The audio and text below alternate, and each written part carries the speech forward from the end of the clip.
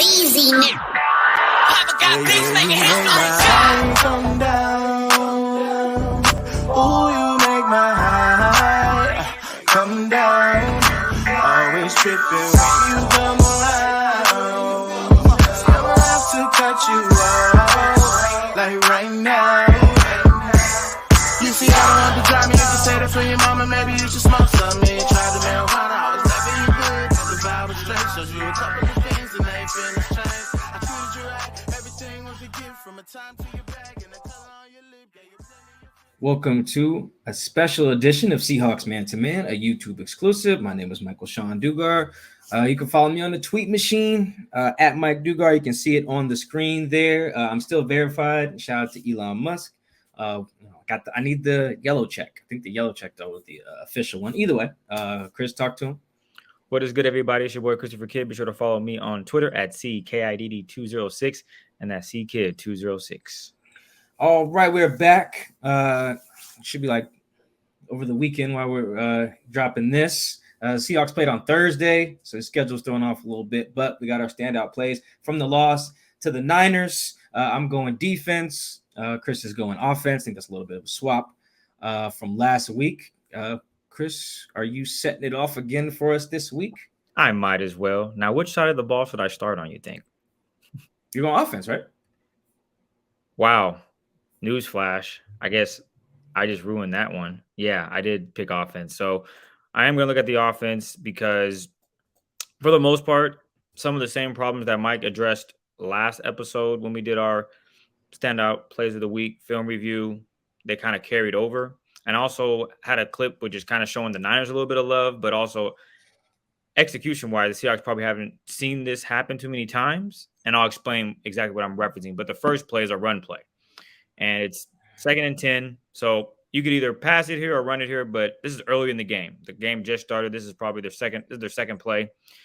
And they're trying to just establish some running here. Pete has talked about it last few weeks. You just got to get the run game going. And I like what the Seahawks tried to accomplish here, right? If you look at the formation, how it's set up, you got 3 of your receivers out wide to the left. So if it's a pass situation, there's an advantage there. You got 3 wide receivers, 2 dudes in coverage. You got a safety over the top playing about 10 yards off of who's the inside there. I think that's Marquise Goodwin.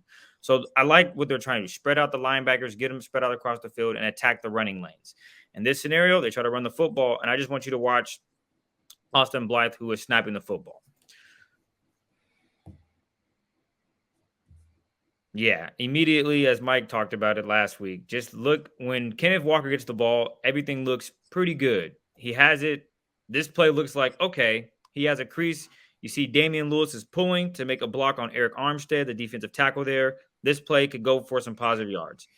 That doesn't exactly happen. Linebacker comes down, shoves his teammate into Austin Blythe, which then pushes Austin Blythe backwards into Kenneth Walker. And now this play is pretty much done. You got Bosa on the edge there. He sets it, not really, gets outside, is able to chase him. And then you got Geno willing to risk his life to make a play. Psych. This play just got shut down pretty quickly. And it goes back to just execution and holding your blocks. And unfortunately, the linebacker sniffed it out and was able to just push Austin Blythe into Kenneth Walker. And the play was doomed. Kenneth tries to make up ground, but this Niners defense that we saw on Thursday was really good at tackling, and they're really fast. Really fast. You could just see it on this play, how quickly Bosa gets off the line, gets in the backfield, and then redirects himself and is able to chase Kenneth Walker. Look at that. These dudes, there's just nothing. And it's the same problem that has been going on for the past for the last month in the running department. So then also, I want to look at a passing play. And it's 3rd and 5, and unfortunately for the Seahawks, in that game on Thursday night, they had a lot of possessions where it was 3rd and 5 or longer. Mike, you average it out on your story to maybe on average 3rd and 9 was where it was at on each third they had. So that lets you know how many times they're just playing in an advantage where they had to throw the ball and they had a ways to go against a defense that I already told you guys is fast, and they show it here. And I like how this is all set up. Usually we've talked about this before. When a team motions a player, they're trying to figure out, okay, what coverage they're in. So immediately you see Noah Fant come across the line of scrimmage. You see number 54, Fred Warner. He follows him. You see one of their DBs, Ward. I forget which Ward. Travarius. Is it Travarius? Okay. Because they got two Wards. They got Travarius, and what's the other one, Mike? I didn't know they had 2 wards. Yeah. They got 2 Wards. So Travarius, he is appearing that he's a manned up against DK. And again, they bring Noah Fant in motion. Gino notices, okay, Fred Warner is following. So you know what that looks like? That's man. Okay, I like what I'm seeing here. One safety up top. Yeah, Halfunga down in the middle. So they could be doing a 2 safety look with Halfunga playing the cover robber 1 area, meaning he has the middle of the field, and then the safety behind him, he is able to take away the deep third, whether it's to DK on the right, or it could be to the left side if Noah Fant tries to test them deep. Oh, they have Jimmy Ward. Sorry, David. Thank you. No, it's fine. I knew there was 2 Wards. I clearly forgot the first name of Jimmy, and then Travarius Ward, who was on DK for the most part on Thursday night. So again, Noah Fant comes in motion. Now just watch how this play develops. Man. Oh, whoa. Did you guys see Halfunga? He drops back, immediately signaling this is going to be cover 2. And sure enough, it is cover 2. And just look at where everyone is at. Look at your receivers, and I want to back it up just a little bit because right now, Gino's obviously was throwing the ball when everything kind of cleared up. So Gino, when he brought Noah Fant in motion, he's thinking, okay, cool, they're in man. I have an opportunity, maybe one-on-one matchup with DK or Lockett that I can attack. The play is then snapped, and they drop into cover 2. And I showed you guys how Funga dropping back into that deep zone. And look at this, the coverage. At this point, Gino doesn't have much time because look at Bosa. Bosa's getting pressure. I know we're moving really fast here, so hopefully I'm not moving too fast. But pre-snap motion, Noah Fant comes to the right side. Again, Geno Smith is thinking, yeah, they're in man here. The ball snap. Bosa, if you're watching number 97 at the bottom of the screen, he is shoving Abe Lucas and just gets good pressure on Geno and makes him just have to dump it off to Travis Homer in the flat. And just look at the coverage up on the field. Like everything is pretty much bought up. You can make a tight throw to DK at the 40-yard line, the bottom of the top of the screen, You can definitely try that, but it's not really there. It's going to be a tight throw. And during that game on Thursday night, it was very physical. They were not giving up much. And in this scenario, I like how they disguised it because normally in this scenario, when you see someone following someone, that indicates man, and you can have a bunch of mismatches on the field. But the Niners said, no, we're going to stay in it. We're going to shadow him. Fred Warner's playing the outside corner. Think about it. Your linebacker is now a corner in this scenario, and you're still staying in cover 2. That is giving a lot of trust in your defense and your players that are on the field that they executed. And I'll just roll the play through and watch how it all develops. They all see where the ball's at, and then they attack. Sure, Travis makes a guy miss, but boom, punt. That's what the Seahawks were struggling with for the most part in 3rd and long situations, and the Niners were just dropping back, playing cover 2 for the most part, and then saying, we're not giving up the deep pass. You got to throw in the flat and make guys miss. And one thing that I said earlier, the Niners are fast. Mike and I talked about it off wax. They can also tackle. And in that scenario, you just see it. I'll run it again. Come in motion, Noah. Let me see what they're in. Oh, they're in man. Guy, I like that one-on-one outside you when you're in the linebacker, but I think I can probably get something to DK. Ooh, nope. Not what I thought it was. Yeah, we're going to dump this off. Boom. Rally. See how it's going to be forced to punt. And that's what the Niners did all night Thursday night.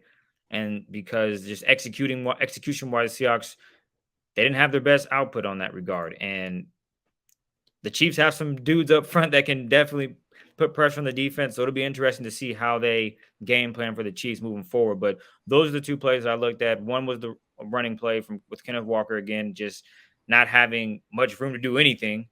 And then in the passing game, you're seeing that teams are showing that they might be doing one thing and then doing something different. And that's something that the Rams did against the Seahawks. What was it, last season? Had safeties moving around, and you're wondering, oh, is this play? Are they running this type of scheme here? They're trying to do this and that, and you got it all wrong, and you have to maybe take a play in the flat. So those are 2 plays I looked at, and Mike's going to definitely walk you guys through some stuff on defense. Mike, what you got for him? I have a stat very quickly, just to kind of support what you were illustrating there. The Seahawks on Thursday night averaged 3.5 yards after catch per completion, which is for now the worst. Actually, no, it's the fifth worst. So, for example, for reference, in Week 15, the league average was about 5.3. Now, I'm saying this as there's some games going on right now behind me, but the 3.5 yards after catch per completion is pretty trash, pretty much. Yeah. Now, again, some of these teams that they're worse than are playing like right now. Arizona, New England, the Chargers, they're all playing now. So the Jets are actually probably going to end up with the worst mark in that regard. They were at 3.1 and their loss to Detroit, which is also pretty bad. That kind of puts in perspective how well the Niners tackled and rallied to the ball. No one was really catching the ball and getting busy after they got it. I try to bring a stat every once in a while. Let's show some love on the defensive end to number 26. Ryan Neal. The defense, I should say this first. Defense played okay in this game. Can you actually give me the Christian McCaffrey one first? Yep, give me Christian McCaffrey one first. The defense played okay in this game. I haven't watched the all 22 of the offense yet. I'll do it after we record this. But the defense, I thought, played okay. I won't say good or bad, just okay. Like they had some good plays. They had some bad plays. They had a touchdown drive that was 6 yards. It's tough. And I think after George Kittle's coverage bust touchdown, the Niners don't score again. So like they had some really effective moments in there. But when you do bust the coverage, when you do have a 6-play scoring drive, it's just hard to win. In the NFL, it doesn't really matter who you're playing against, as we're seeing with some of these close results on Week 15. Anyway, this play is 3rd and 5 as well. We can see Ryan Neal at the bottom of the screen. 3rd and 5 is usually when the Seahawks get kind of exotic. Can they see Christian McCaffrey on there? Let me remove the standout. Yeah, can you take the banner off there for me so they can see it a little better? All right, bang. Thank you, sir. So that's Ryan matched up with Christian McCaffrey, as Chris was just talking about. It's funny that our play is kind of a line here. Usually when you see a running back out there and someone just over there with him who's not a corner, usually other teams manned up, right? So you got Ryan Neal against San Francisco's second best offensive player, probably, depending on how you want to rate him and George Kittle. So this is really impressive play. I'm gonna just play it through first. It's not that like Ryan has like the stickiest of coverage or whatever, but this is a tough spot to be in. And it's 3rd and 5, so it's not like he has a ton of cushion and rallies and makes a tackle on a pretty elusive cat, and then celebrates accordingly. But like, look how much space Ryan has. Like, let's say I think that's Michael Jackson kind of playing in the slot next to him. Maybe that's Tease Tabor kind of at the 15-yard line. It actually doesn't really matter. My point is, if that route breaks in, you basically got Ryan and Christian McCaffrey one-on-one with a third of the goddamn field. That's tough and not much help. I mean, look how far away Quandre is from Ryan. Like, you basically are asking the pass rush to get there. Now, the field gets a little shrunk because there is a route that does come that direction. But still, I do just like this. Like, Ryan's versatility was on kind of display in this game. You got a play raise against Christian, and now pull up the all. Can you pull up the all 22 for me? The George Kittle play. I think this is first down. Down distance doesn't really matter here a ton, but I believe this is a first down play. I also tweeted this play, at least the end zone view. So you can see it in a single high look. That's George Kittle standing over, or him dead across from Bruce Irvin in their beautiful action green uniforms. I like that they did a lot of single high in this game, naturally to stop the run, which makes sense. They did some too high stuff, but this was a very traditional Pete Carroll kind of scheme game plan day. It was a lot of single high, whether with Ryan or with Quandre, 8 guys in the box, yada yada. So anyway, I think this play action here. Watch just Ryan against George Kittle. He's beat for a second. Purdy puts it there. Incomplete. I'm gonna run that back. That's good work by Ryan, man. Like, Ryan, I think got signed by the Falcons in like 2018 as like a corner, and you can kind of see that here because he's beat and basically trailing the other team's best player, and is still able to play through the hands and make that play. And celebrates again. Can you give me the end zone view of that? I'm not really care too much about the diving into the schematics of this particular thing. I think they're in man. It kind of is what it looks like. It could be in cover 9. Again, not as important for why this play stood out to me. It's just another one of those plays that shows the value of Ryan, who had a really good game in this against the Niners. It actually is unfortunate that he's at fault for the big run at the very end. He just whiffs in the hole. You can't do that. Missing tackles is kind of just inexcusable. But yeah, that if you George, who is it? Jeff Schwartz or somebody has a really good breakdown of that on his Twitter of that run play. He can speak to a little bit more eloquently than I can. But anyway, here's the end zone view of this same play. Again, Ryan's not cooked, but he beat here. I'm gonna see if I can pause it where he's at the furthest point away from George. George, who's a good ass route runner for a tight end, man. I'm gonna look at this wiggle. Oh yeah, that's like the position he's in right now. You really don't want to be in that position right here. And yeah, he's got about like probably like what do you say, Chris? Like half a step. That's 2 yards, man. That's some pretty good separation right there. The ball is not great. Is one of the benefits of playing a 7th round rookie quarterback. But still, when you're in that position, you're obviously not going to turn around and make the play on the ball. All right. So your goal is to play the hands. Right. So when George goes up, your hands go up too. He gets his hands on it. You stick your paw in there, and you rip that shit out. Great play, finished all the way through. And I think I don't even remember if they get off the field on this. Like, I think this is first down. So it wasn't like a super game changer, but it's one of those, like, when you can play against, and this is where I know me and Chris are like the Jamal Adams fan club presidents here. Like, I do get the gripes about like his ability to coverage, because this is the type of stuff you want from your quote unquote box safety. Like, if I need you to go line up on a running back, make the play. If I need you to go line up against the tight end, make a play. Whether that's he was like an off coverage against Christian McCaffrey, and here he's trailing him, or he's trailing George Kittle. That's some hard shit, man. Like, George Kittle and Christian McCaffrey are all pro, like really good route runners, good catchers. Like, these guys are tough to cover, and the Seahawks scheme requires Ryan to have to do all that shit. Now, he's not the only guy who has to cover those guys. The linebackers do too, but they ain't doing it as well as Ryan, who like quietly has been like one of their top 3-ish defensive players, probably. I would say probably Tariq and Nichena standing out, and then Ryan's right there, man. Like, he's playing really well. I'm running one more time before I shut up, but yeah, man. I just think Ryan had a really good game. He's been playing well as of late, particularly against the run. Again, that the whiff on that 50-yarder, that's bad. I really can't excuse that. That's just tough. We asking you to play safety because you are a safety valve. But yeah, I think these two plays, man, Ryan just showed the value of Ryan. Kind of show the good that they did on defense, because again, like it felt like they were getting blown out, but as Chris shows, it was really the offense. Like, you're not gonna score. Like, I think Pete Carroll said on Friday, he was like, yeah, that type of game, man, we would have had to, if we were gonna win it, it would have had to be like 13-10. And I don't know if he picked 13 because that's how much they actually scored, or he was just kind of picking a generic ass low scoring game.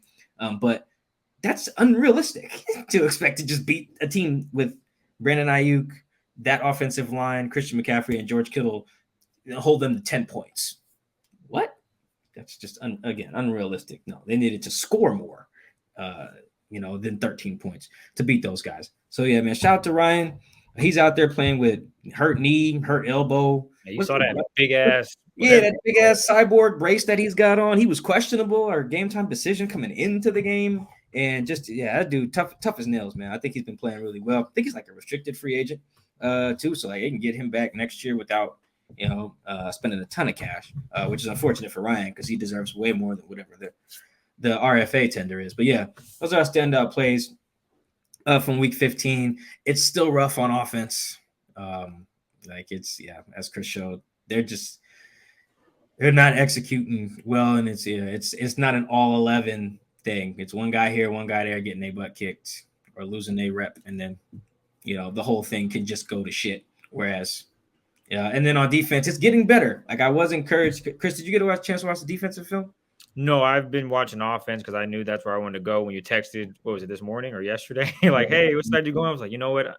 So yeah, when I watch the defensive film, I'll definitely be paying attention to that. But like I told you, I was like 10 and a half minutes into the offense, and it was a lot of what you were saying last time we did our standout plays film review for the running game, and then in the passing game, I'm just seeing the Niners just confusing the Seahawks offense with what they're coming in, how they are lining up.